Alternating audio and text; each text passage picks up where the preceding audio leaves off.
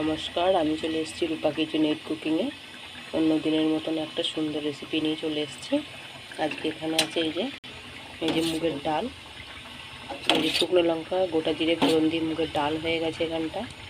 মুগের ডালের সাথে এই যে অনেক বেগুন ভাজা আছে, এখানে অনেকগুলো বেগুন ভেজে নিয়েছি এখানে তার সাথে।